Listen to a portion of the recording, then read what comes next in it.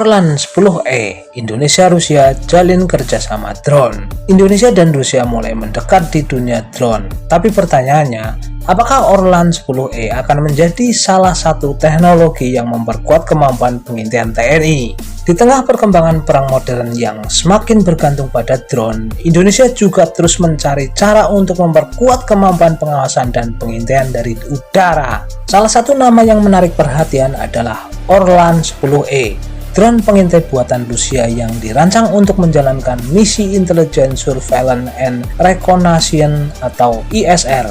Menariknya, pembahasan mengenai kerjasama Indonesia dan Rusia di sektor drone membuka pertanyaan besar.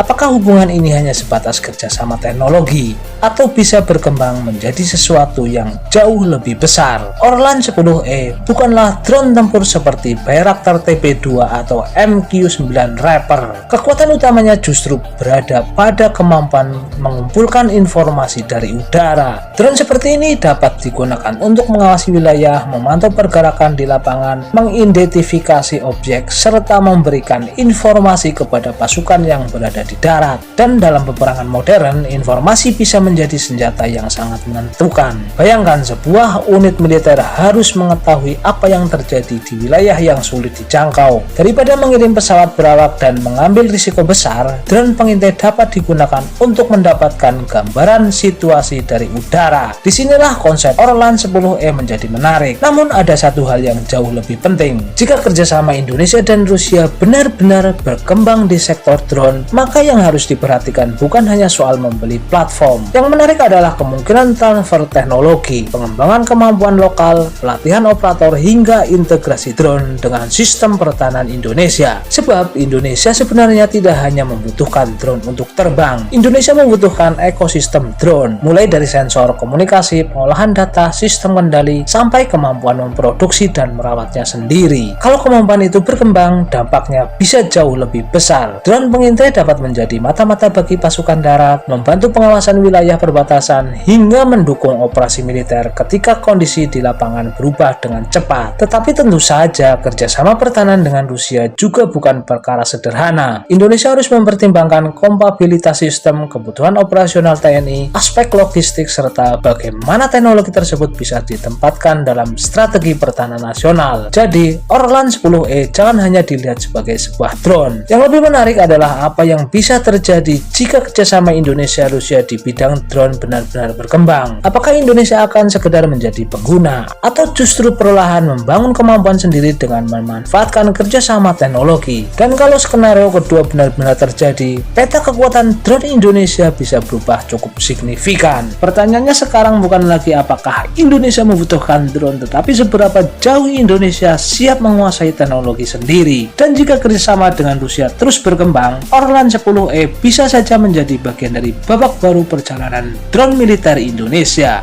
Terima kasih Anda telah menyaksikan video ini, dan jangan lupa like, komen, serta subscribe. Terima kasih dan sampai jumpa di video-video berikutnya. Salam Garuda, salam kedaulatan.